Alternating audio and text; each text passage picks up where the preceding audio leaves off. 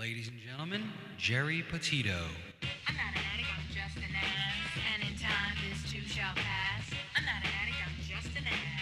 Geri Petito taught the class. I'm not an addict, I'm just an ass. Loves the answer, the greener grass. I'm not an addict, I'm just an ass. One day at a time, free at last. When you don't know just what to do, Just what to do, just what to do. if what you're feeling is really true, Is it really true? Is it really true? just keep your ideas safe and sound. Safe and sound, safe and sound. That's exactly how change is found. Change is found, change is found. I'm not an addict, I'm just an ass. And in time, this too shall pass. I'm not an addict, I'm just an ass. Geri Petito taught the class. I'm not an addict, I'm just an ass. Loves the answer, the greener grass. I'm not an addict, I'm just an ass. One day at a time, free at last. Hello, everyone, and welcome to the Geri Petito Show on Hamilton Radio. Guys, everyone and anyone who knows me knows I am the author of I'm Not an Addict, I'm Just an Ass. I'd rather be a smart ass than a dumbass, guys, because almost 32 years ago, I was a dumbass. But 32 years later, through the grace of God, I can honestly say now, I am a smart ass. And yes, the word ass is in the Bible at least 40 times. It means donkey, and that's what I was. Guys, I'm saying all that to say this. You know, we've all had the roughest 3 years of our lives all over the world, right? And unfortunately, some have not made it. But I want everyone out there to know, no matter what your struggles are, someone is always listening. And I'm here for you. I'm a recovery coach. I'm a nutritional health coach. All my services to you are free. You could always reach out. You can go to Simon & Schuster's bookstore, Archway Publishing. You could go to Amazon, BAM. It's everywhere. Barnes & Noble. Guys, if you truly, truly, truly cannot afford my book, please reach out to me about that as well. Also, go to my website, www.geripetito.com. All my pages are there. You know, some of my favorite interviews are about healthcare, okay? And today I have an incredible, incredible guest that's going to be sharing his story in hopes of encouragement, because I'm sure somebody out there needs to hear him today. I'm going to introduce him, and then I'm going to read a couple small poems from my book that pertain to today's show. Noah Thomas, say hello to everyone. Ruben, I can't hear him. Sorry, guys. Tech issue. Can you hear me now? Can hear you now. Okay. So say hello to everyone. Hello, everyone. I'm happy to be here. My name is Noah.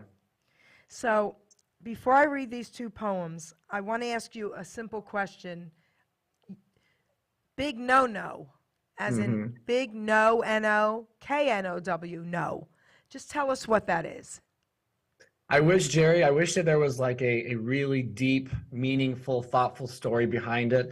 High school basketball, I had a really good game. I think I scored 38 points, took a long rebound, turned around, shot it. A teammate from the bench just screamed, "Big no." Then all my friends just started calling me Big No. I set up a Gmail under that in high school. And by the time my YouTube popularity grew, it was too late to change my name. So I became Big No. I love that, though.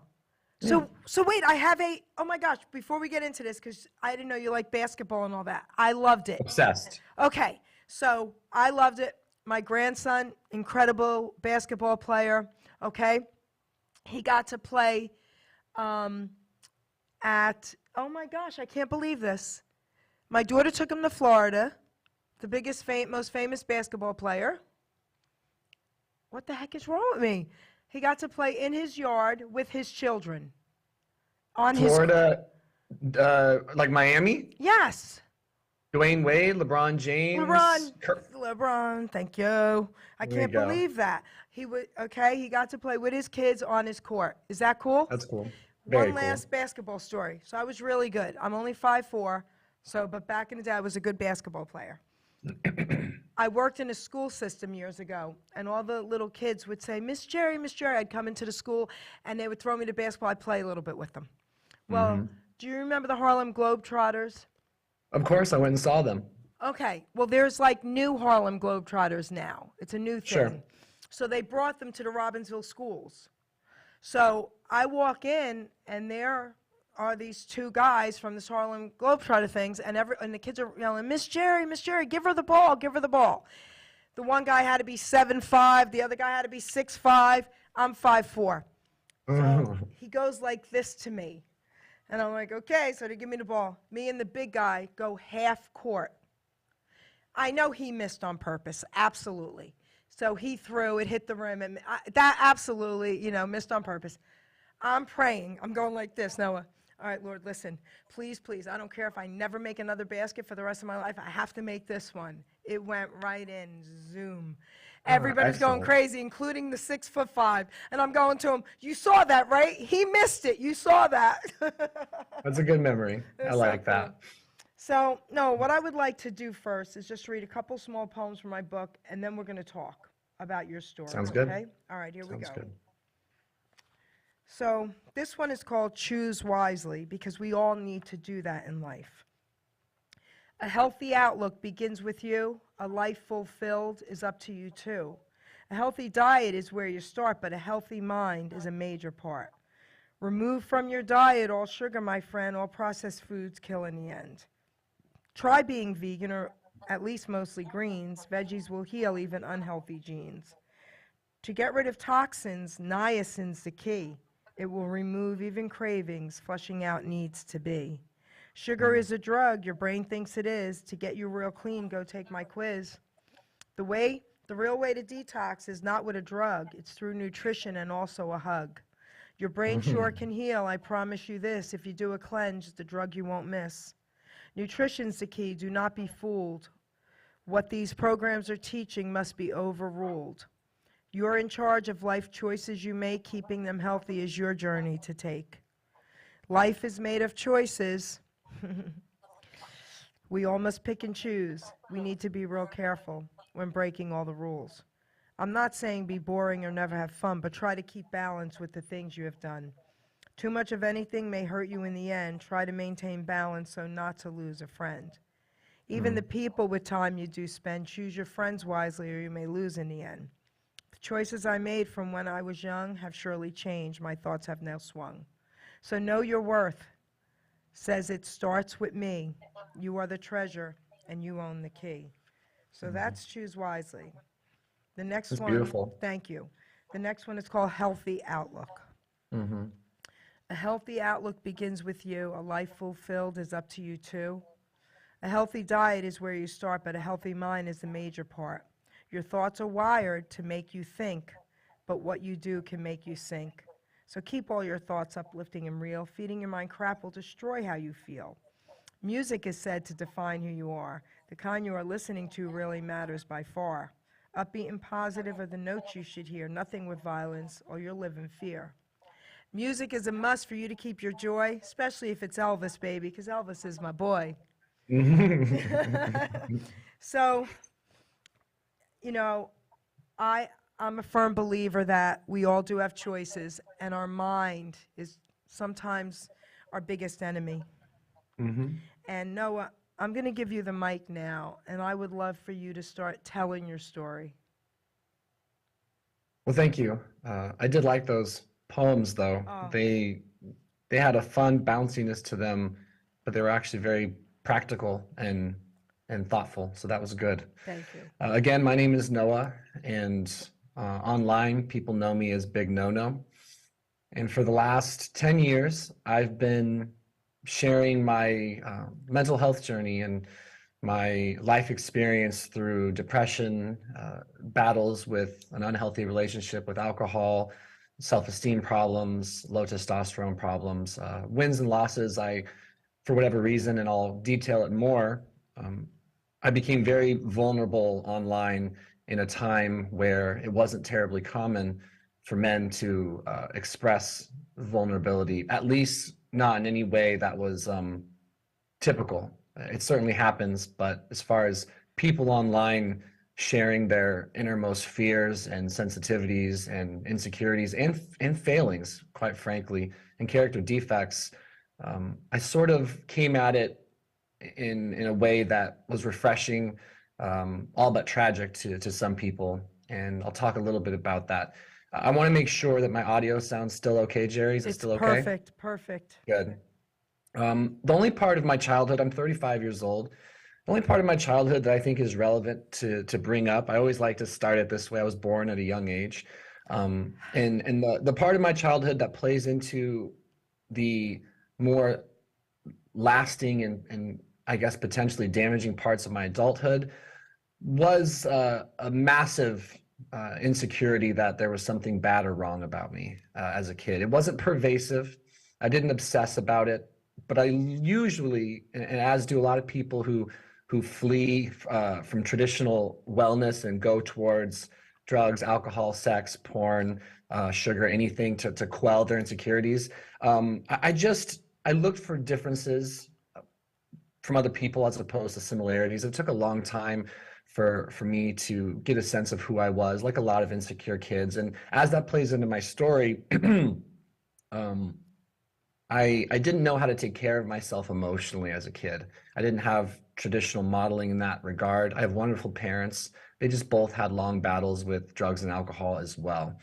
And as many people know, but some people don't, when you're raised by parents, well-meaning or not, who are not emotionally available for you, sometimes as a kid, you can take on a role of caretaking for your parents, and as opposed to them abjectly taking care of you.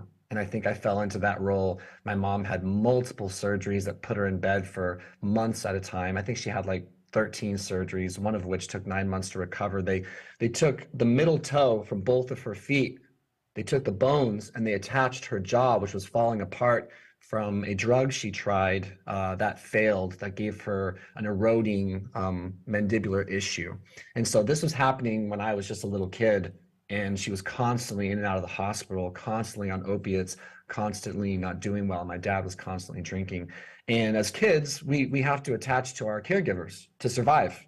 We just don't have a choice. You can't flee when you're 8 years old. You can't fight or flight. You can't beat them. They're too big. You can't run from them. You won't survive. So I did what I had to do to attach and stay secure with my parents, and it led to some bad coping mechanisms, and it led to some emotional distress that I didn't know how to acknowledge till much later. Does that make sense? It makes sense perfectly. Before you continue, how are your parents now? Good, good. Good. Mom's been sober for, gosh, she got sober my junior year in high school, so Beautiful. a while, a good while. Dad was sober for about 15, 20 years. He's no longer sober. That said, he does seem to have redefined his relationship with alcohol, but I can't speak to his Okay. specific emotional well-being, but I think he's doing okay. Okay, no. Yeah. He got sober because my mom needed to get sober, and that's a whole different story. Okay. But I've been in and out of traditional recovery rooms my whole life, and I've had really good. I've been able to see what works and what doesn't work for a lot of people, and meet a lot of different people in the space. But if we're going to fast forward to kind of how I became relatively known online, my YouTube channel has 140,000 followers, Yay. which is beautiful. When I was in my early 20s, I had my first experience with mood disorder. I just didn't know that's what it was. As a kid, I was anxious, but I was never sad. I was never depressed. I definitely had anxiety. I was afraid, something bad would happen, a little bit of dread. But in all relative terms, it was fairly mild. Somewhere in my early 20s, Jerry, I actually experienced abject sadness, maybe even some formal depression. But I had no one had ever spoken to me about mental health disorders. I didn't feel comfortable telling anyone that the world had lost some of its color, and I wasn't sleeping very well, and I wasn't feeling good doing the things I used to enjoy doing. These are all classic signs of mood disorder, but I didn't speak about it. Now, what I did do is drink about it hard, and it helped actually a lot. That's one of the interesting things about drugs and alcohol is, for a time, depending on the person, they're very effective. They really can help quell, you name it, sadness, nervousness, insecurity, even anger, depending on how you relate to your drug of choice. And so I drank, and I floundered, and then I would sober up because I had sober parents who were ready to help me and who really thought I needed help. And then I would try to find my footing, but I'd eventually drink again. And I'll fast forward to 25 years old. I checked myself into rehab, and just for whatever it's worth, I wasn't actually drinking that much in hindsight. I was drinking for the wrong reasons in the wrong ways, if that makes sense. But my absolute volume was relatively low, maybe 3 days a week. But when I drank very, very hard until I blacked out. Okay. So that part was spot on. And the reason for drinking was spot on. I checked myself into rehab. It was a fine experience. I did what I could, so to speak. But there was a lot of performance. And that's something I've struggled with my entire life. I have a performative nature. And it's taken me a while to make peace with that and become more authentic and not try to be liked as much as I would want to and not try to adapt to fit what I think other people may or may not want from me. As that related to rehab, I was almost honest when I was in there. I was almost forthcoming with what I thought and who I thought I was and what I was feeling and also things that I'd done. But of course, secrets have a way of coming back for you. And I drank again. This is what becomes the genesis of a mental breakdown I had when I was 25 years old. So I went back to my normal drinking ways. I'm a college dropout. I'm working at my dad's office as a receptionist and a translator. I'm dating a wonderful girl who would soon become my wife, but I didn't exactly have a lot going for me, at least as far as I could tell, and as far as some people could tell either. Granted, and I think we can both agree, 25-year-olds are babies. Like, I thought I was getting too old and something was wrong with me. I laugh about it now because I'm 35 and I'm just now realizing I don't know anything. So at 20, which cracks me up because I know a lot more than I did. At 25, I thought something was wrong with me. And my dad made a decision that he would later come to regret, both my parents. So my dad actually went into addiction medicine when he got sober. And he opened up a clinic called Fair Start Recovery, where he would help opiate addicts come off of opiates. He would work with alcoholics too, but it was rare. Most alcoholics they don't necessarily need long-lasting withdrawal sort of help. They need help getting over delirium tremens and stuff like that, of course. But if you're a heavy opiate user, as you may or might not know, and I don't want to patronize you, you might need something like, why am I blanking on what opiate addicts take? Oh my goodness, it's a daily thing. It's not gonna drive me crazy. Anyhow, I digress. He ran an outpatient treatment.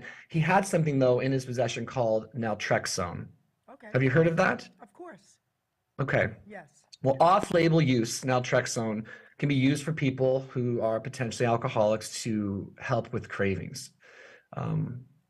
I had the brand name Vivitrol. It was an injectable. Now, my dad decided to do something that was against his better judgment, which is treat his own child. So without a prescription, without me understanding what I was or wasn't taking, he said, son, I have a 30-day slow release injectable medication that's going to save your life. It's going to stop cravings. It creates a blunting effect on your ability to even feel euphoria when drinking, and it's going to help get you sober once and for all. I was down and out, struggling with a mood disorder that I didn't understand, but at the time it was relatively mild to moderate, let's say. So I did it.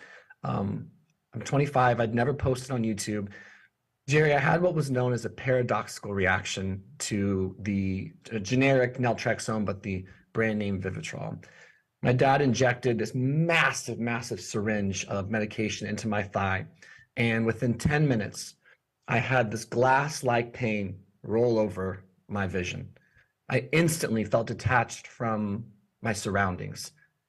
I wondered if I was being paranoid, so I took some deep breaths. I didn't say anything.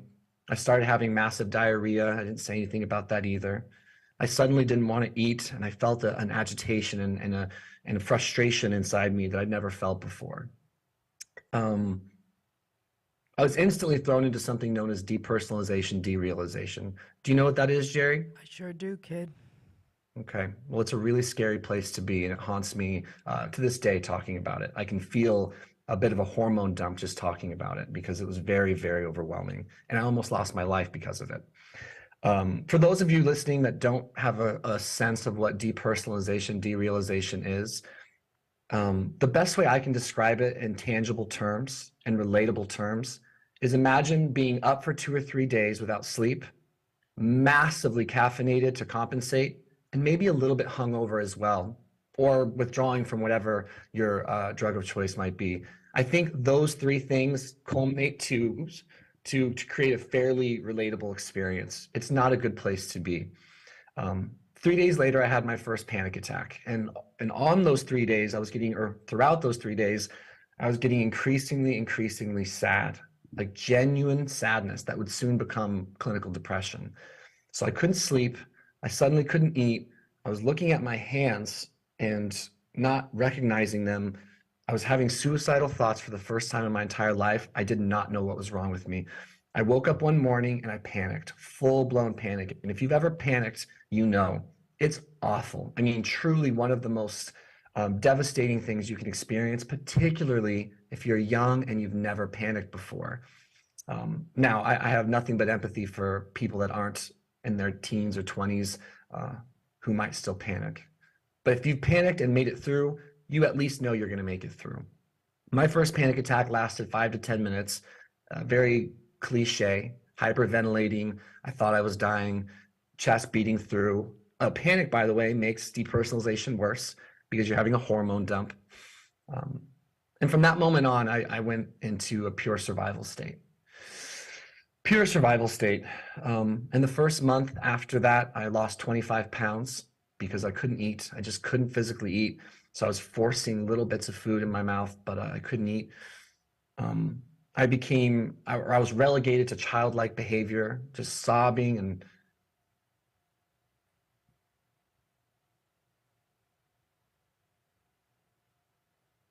this story gets me. It still gets me every time. It's okay.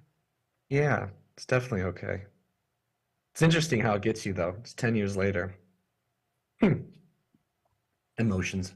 Oh, I love it. That makes you human, kid. Hmm. Thank you. I had a bad month. I had to move back in with my parents. They pulled every string they had, and they got every psychiatrist, psychologist, naturopath, anyone they could find to try to help me. And I appreciate that. I don't think I did at the time, but you know, I appreciate it now because there are a lot of people that don't have the support that I had.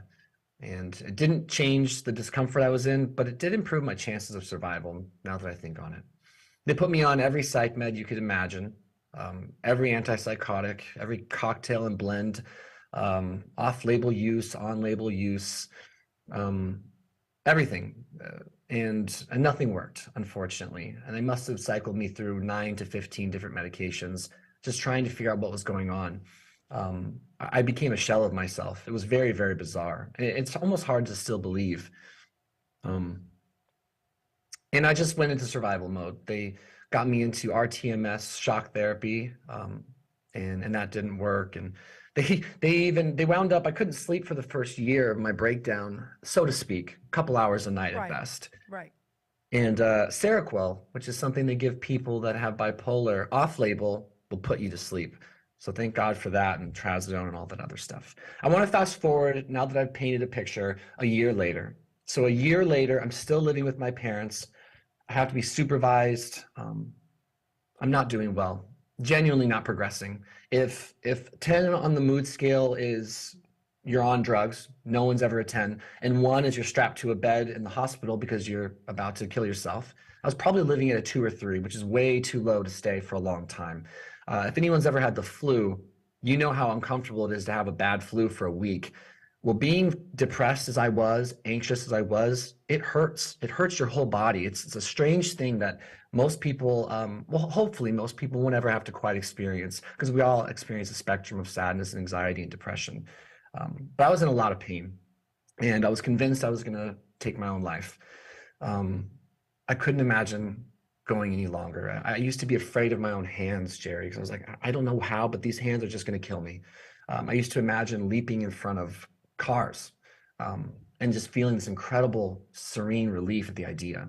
Really sad stuff, things that desperate people do when they don't have enough hope and they don't have enough belief. This next piece is crucial, and I want everyone to pay close attention. The biggest thing I didn't have, granted, I hadn't figured out specifically what happened to my brain, neither did my team, but what I didn't have to an even larger degree, Geri, was any belief that anyone had ever been through what I was going through.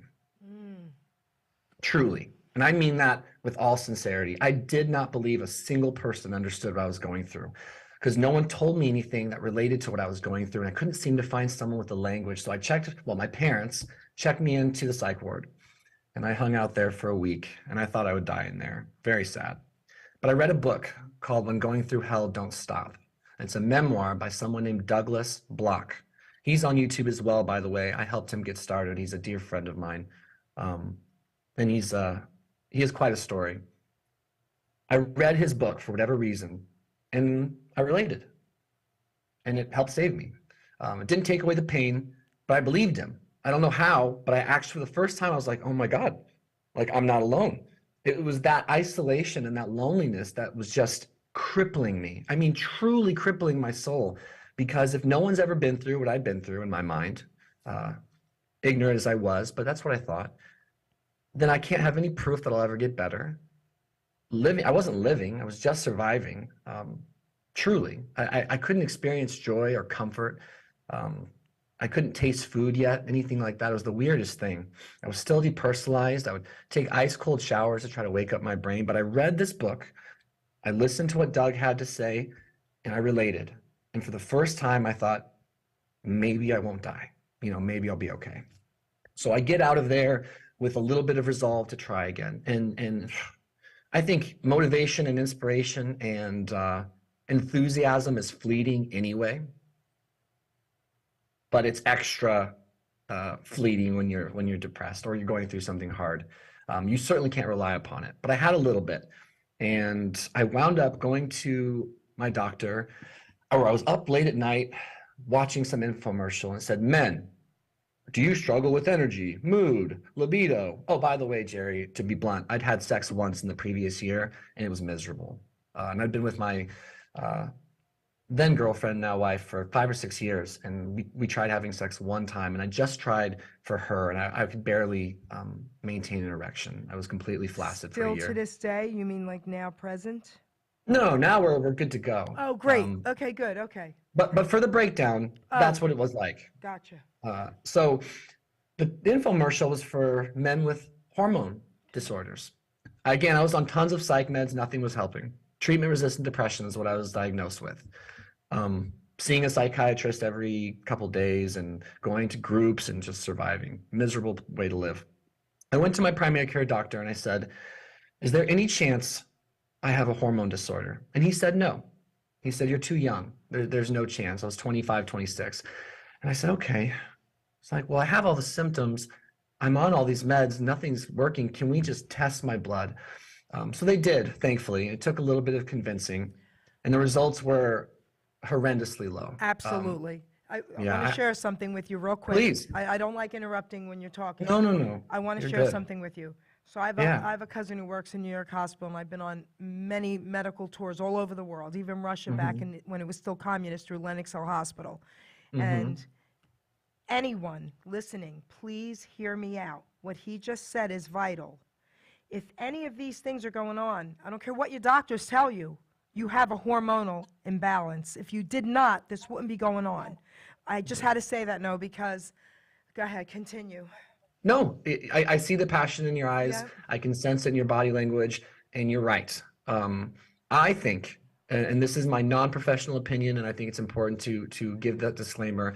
I think, barring severe suicidality where you need to be hospitalized and perhaps a medication or two need to be used to intervene with acute psychiatric distress, let's say, everyone, if you're not acutely suicidal, should have their hormones investigated before starting psych meds. That's right. They really should. Vitamin D, which is a hormone, your thyroid, massive dysregulator for mood, and of course, testosterone. And for women, testosterone, believe it or not. Yes. And then estradiol or estrogen as well. All these things, they have to be looked at, because if they're out of order, something's going to manifest, and it will often manifest like mine did.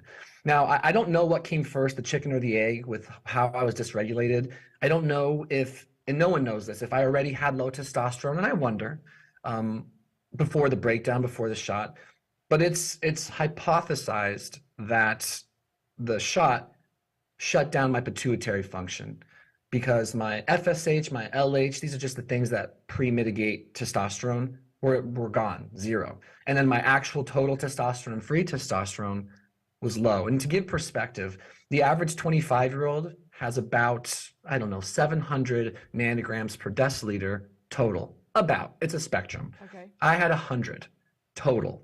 And my free testosterone, the bioavailable, was almost zero. And that's even more important because that's what's left over after the testosterone has already sort of worked your bodily functions. That's what will implicate mood, muscle mass. And I was soft and squishy. And that's a good way of describing me all together at that time. So he didn't believe it, Geri. He said, I need you to do another blood draw. I was like, okay. So he had me come in a different time of day, a different day. He still like, this doesn't make sense. He had me do a third blood draw. And finally, he conceded. And that starts my YouTube journey. I don't know what possessed me. I truly don't. But I flipped open my computer. I went to the photo booth app for Apple computers. I hit record and I said, my name is Noah. I'm 25 years old. I've been in a treatment-resistant depression for a year. And I just found out I have low testosterone. I don't know if I'm going to survive. I don't know if it's going to help.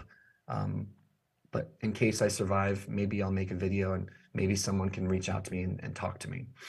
The most pure, I can't imagine a more genuine start to what ended up being a career online. I have 2 channels now, Geri, and combined, we almost have 2 million subscribers. So tell everyone the channels.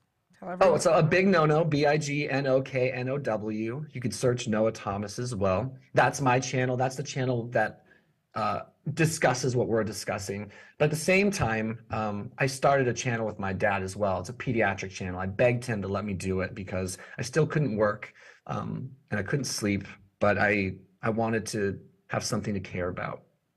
So he let me start that with him. I do all the production and the editing and the marketing and the filming, everything. And he's just a doctor. What's it called?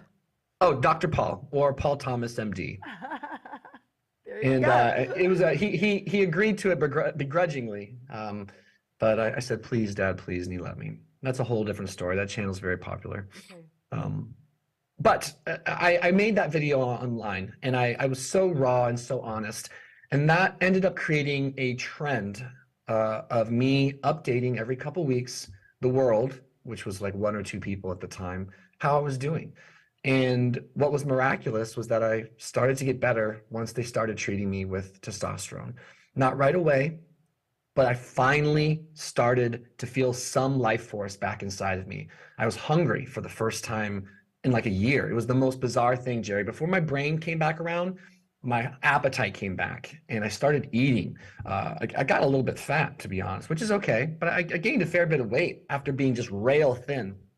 And I kept uploading. And as you could see, if you were watching objectively, I was an absolute nightmarish shell of myself when I started. But within a few months of uploading a couple videos every week or so, maybe once a week, you just saw this person come to life, me being that person.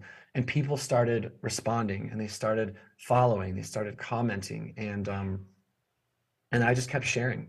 And I could honestly go down a million rabbit holes, but I think I want to go ahead and just say that in that time, and if you want me to dig into other things, you can ask me qualifying questions if you wish. Of course. But in the interest of a dialogue between us, for the last 10 years, I have continued to share my story online. My wins, my losses, my mental health improvements, my drinking issues as it's come and gone. And as it relates to recovery, because you brought that up, I do want to say that when my mental health finally got better, and that took a while, but it did. And that's important for people to hear me say. I was positive it would never get better. I really was, and I was wrong. And that's a beautiful statement. And that's something that I hope permeates everyone's minds. Thinking something and even believing something to your very core doesn't guarantee that it's so. And all it takes, in my opinion, is one person to believe for you. And if you can believe that they believe, that usually is enough. So in spite of myself, I got better. But guess what was waiting for me once my massive mood disorder improved to the point where I would consider myself pretty stable? All those issues from childhood came back, all of them. And I didn't drink, by the way, during my breakdown. I couldn't. My brain just didn't feel anything. I think I tried once. I couldn't respond to it. It was the most bizarre thing. Even that was heartbreaking at the time. I was like, great. The only thing that ever, quote unquote, gave me relief, and it didn't work. But when I got better mentally from my mood disorder, whatever emotional baggage I was still carrying around from my life, it was still waiting for me. And that started a whole different journey of having an unhealthy relationship with drinking too much, getting sober, drinking. It was like literally going back to ground zero from where I was before.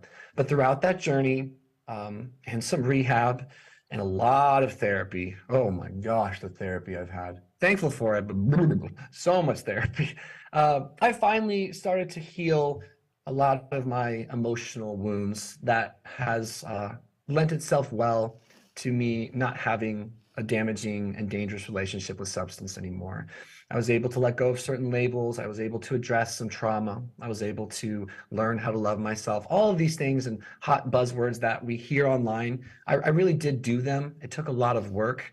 But I learned how to be a healthier person emotionally. And then, of course, physically as well. I lost all the weight I gained from starting testosterone, getting hungry, being excited to work out.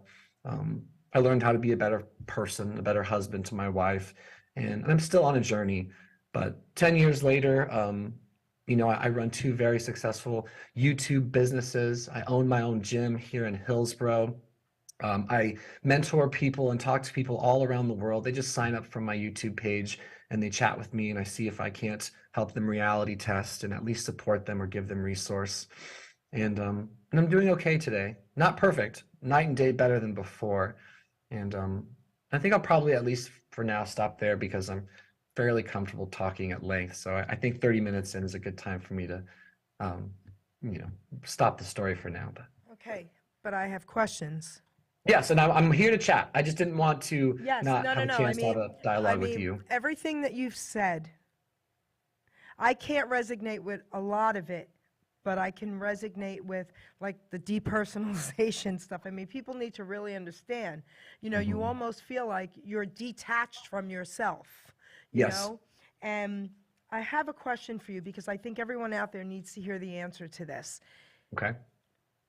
Because, all right, before I ask you the question, Noah, where I'm going with this is this. A lot of people out there that are listening are struggling or depressed or maybe, addicted to something, right?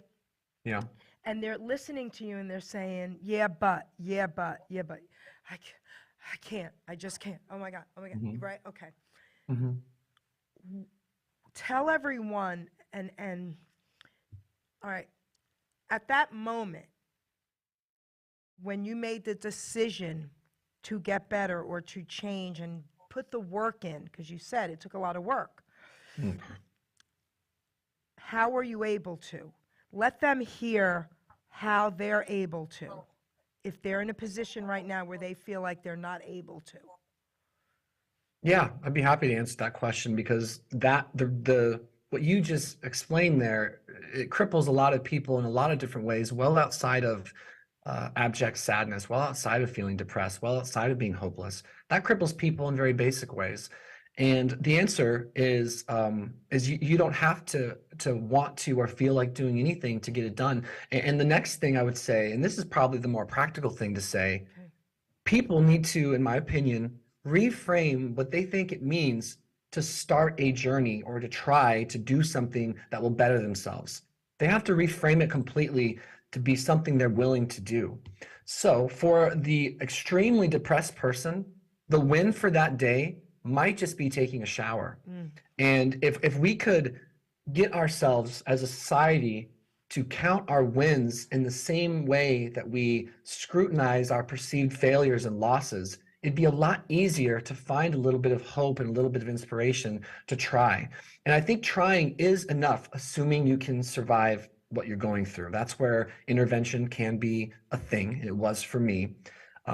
When despair outweighs hope for too long, it's dangerous. But If you're just in a numb tweener space, give yourself permission to try to whatever degree you're willing to try, and congratulate yourself for that and find wins. That could be waking up and having a glass of water first thing in the day, realizing the benefits of that. That could be your 1% for that day, and that could be enough. For the gym, it could literally be putting on your tennies, taking 10 steps out the door, coming back in, taking them off.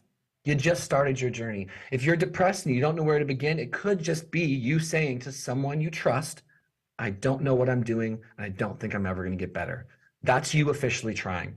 If you're listening to this radio show right now, for whatever reason, you're officially trying. You're doing something that has the potential to impact you positively. And some days you're going to have more to give, and some days you're going to survive. But I just think it's basically, what's the path of least resistance for you on that day? And are you willing to give yourself some grace and let that be enough? You ever heard the expression negative happiness?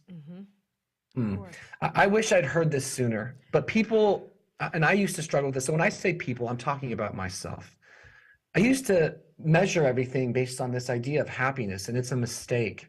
Happiness is so fleeting and fairly unpredictable, in my opinion. But you can be content, and you can be less in pain. You can have negative happiness, and that can be worth something too.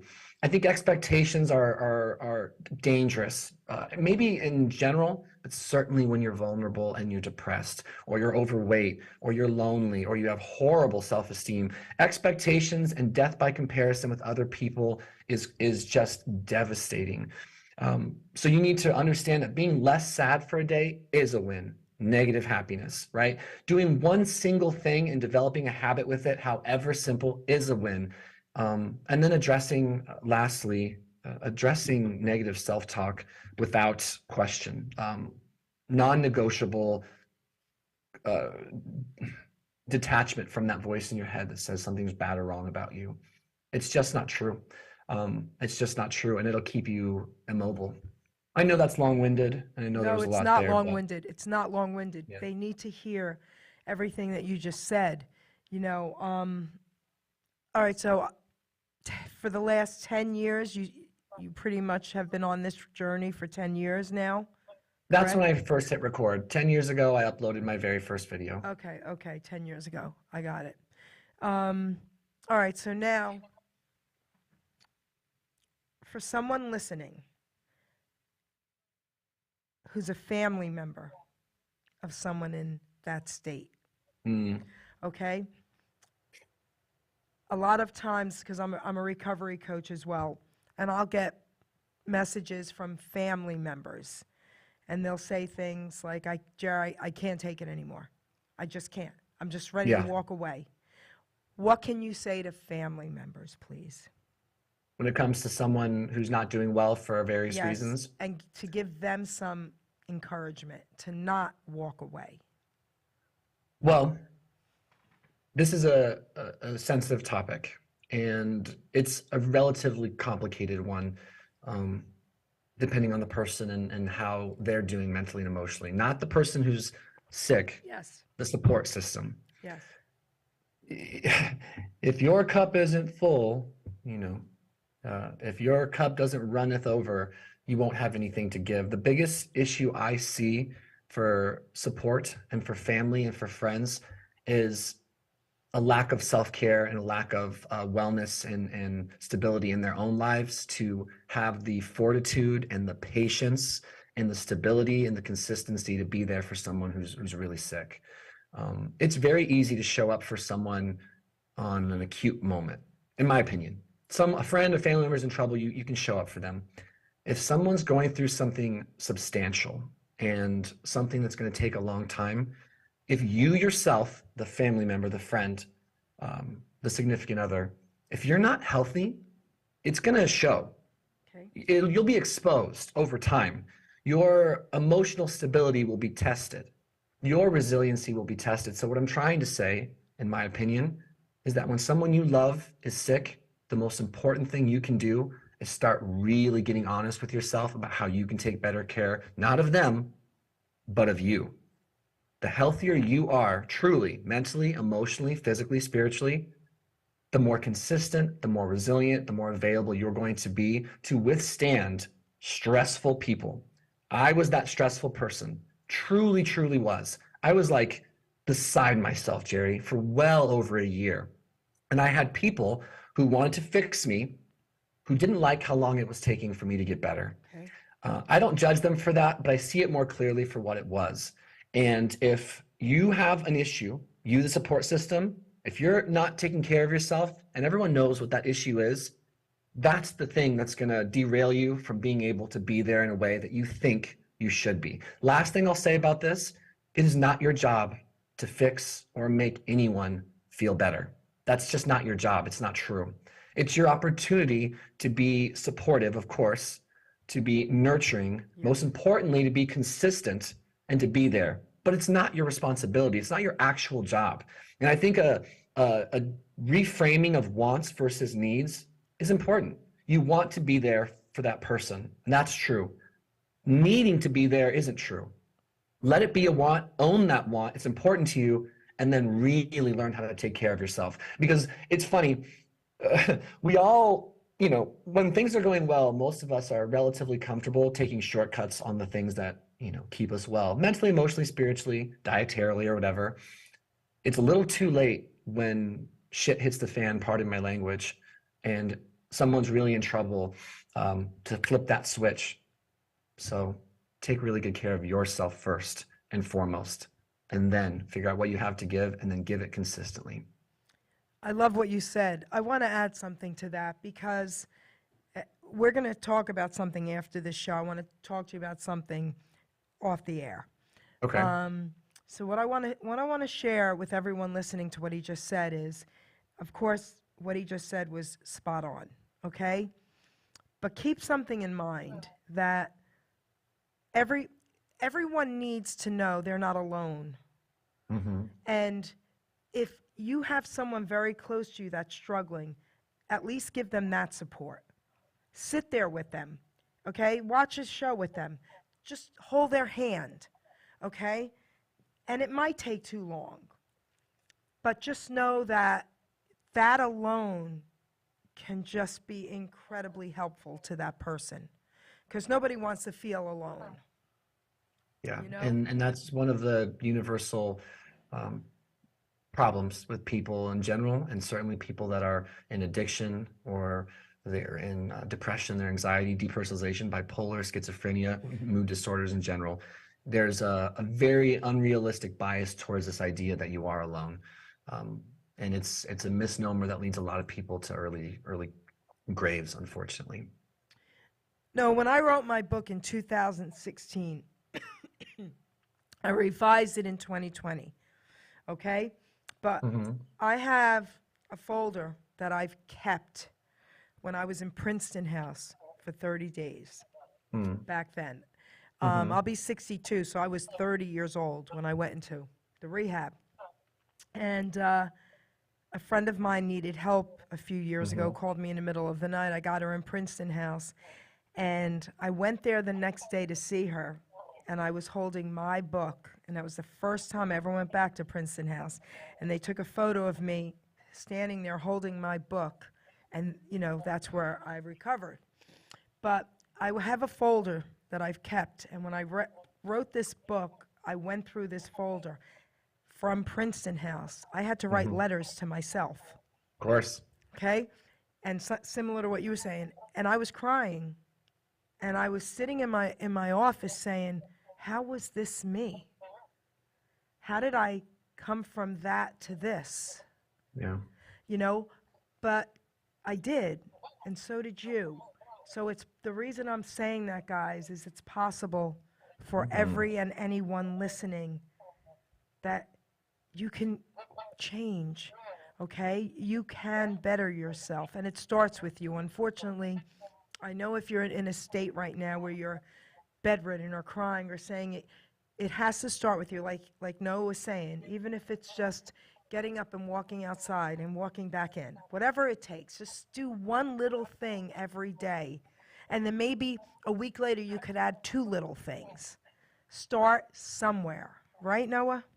Correct. Stack habits, earn some credibility with yourself, and give yourself permission to crawl if you need to crawl, Yes. if you can't run or jump. Yes. So, wow. Um, I want to give you an opportunity. We still have a few minutes. I want to give you an Sure. opportunity to share. You've shared so much and amazing information.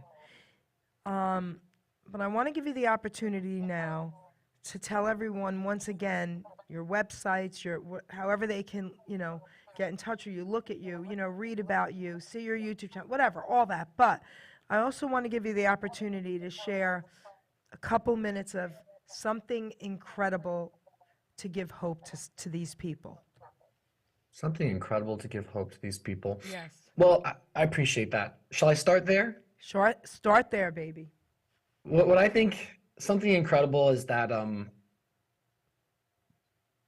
telling your story matters. And what I think has been profoundly impactful for me has been realizing that being open about the broken parts of me has saved other people's lives. And it continues to this day. And I say that with extreme humility. But I know it's a true thing. People, just me getting on YouTube and starting the process of taking off my masks and just sharing everything going on in my head, maybe to a fault sometimes. My wife sometimes, a quick digression, my wife will occasionally hear from like a friend something I was honest about. And she'll go, honey, did you have to share that online? I was like, maybe I could have kept that to myself. But I got so conditioned to just be honest. But getting back to the point, I had a guy send me a letter a few years ago. I've been doing this for a long time. Other than a little break I'm taking right now, like a couple months, I haven't really posted. I posted every week for 10 years, and I'll get right back to it. I just needed a moment because I'm opening a gym. But I had a guy reach out to me and say that he was literally standing at the edge of a bridge, ready to go. And he decided to search depression hope. My video came out. Yes. He related to me much like I related to Douglas, right? In the psych ward, reading his book. And that was enough for him to take himself to the hospital and start his journey. And he was absolutely at rock bottom. He sent me a letter with a picture of his son. And he named his son after me, little Noah. And he vowed I cried so hard. It makes me want to cry now. And he just said, thank you. And he said, Noah exists because you decided to get online. And that video, by the way, was not me. It wasn't me in this state. It was me sad. It was me really not doing well, but trying to hold on to hope and speaking the language of pain. And if you can speak that language, share it. You would not believe whose life you could impact forever. And I think that's amazing. I think the fact that that someone from a different part of the world reached out to me to say that is amazing. And I think, as in a more broad stroke, I think the fact that so many people I have now met online, and I have met a lot of people, I truly have. So many people have gotten better in spite of themselves, despite what they thought. That it's convinced me that there's hope for everyone. Where you'll find that hope, how it's going to come, the way it's going to happen, who knows? That unfortunately is true. But I've just met a lot of hopeless people that are doing well now. Truly hopeless people that are doing well now, that have come from unthinkable backgrounds, unthinkable circumstance, unthinkable mood disorder, unthinkable trauma, abuse, drug issues, stuff like that. I think that's pretty powerful and that's pretty beautiful. And I just want to encourage you to share your story if you're listening to this, even with one person, even just a little part of your story, and realize that you have value, even if you don't think you do. And your thoughts are not your feelings, even if they seem that way. As far as where people can reach me if they really want to, one thing, Geri, I'm good at speaking, so to speak. No play on words intended. I'm certainly comfortable in front of an audience. I'm comfortable talking. I'm not the greatest businessman. I'm sure you picked up on some of that as far as how hard it was to get a hold of me or have me follow through with requests that you said. So I say that tongue in cheek as I'm learning to be more professional. But if anyone did want to, I don't know, hear my story more or learn more about me or see if they can connect with me more, at BignoKnow is my YouTube handle. If you searched Noah Thomas or you spelled BignoKnow in any way, you could do BIG space NONO, you'd still find me. I'm there and I post regularly on Instagram. I'm a fitness fanatic and I coach CrossFit. I own a gym. I post fitness stuff at BignoKnow on Instagram. And if you really want to, there is a link on my Setmar account. It's right in the description of my videos. If you wanted to schedule a time to chat with me, let me hear your story, see if there's something I could say or do that might uplift you, you can. But outside of that, yeah, those are my handles, if you will. And then I do have the Dr. Paul channel, and that one's purely for funsies. We just do office visits with little kiddos. Well, you know what I'm going to do? Ruben, I'm talking to the producer. We're not going to play my theme song at the end. I'm going to read 2 more poems instead. I think it's appropriate. I like it. Hey, and Geri, I want to say thank you for having me on. I haven't done an interview in a little while. Probably end up doing like once every few months or a year. And this is nice, and I've enjoyed hearing a little bit about you. And I thank you for being so kind and giving me space to express myself. Well, I'm going to say my thank yous to you in a minute. I want to let everybody out there know that we will also be on iHeartRadio now with these interviews. They'll be out there. You'll be getting the link. You can put it everywhere and anywhere you want to. Noah, I want to thank you personally before I read these poems. You know, what you just did here today is saving lives, and I know you know that. I don't have to tell you that. Years ago, right here in Hamilton Radio in our old studio, we were at the time live on Facebook where people could type in and call in at the time. And we got a caller during one of my shows, and it was on addiction, the show. And a woman said, Geri, I wanted to kill myself last week. And I looked at one of your shows on addiction, and I didn't.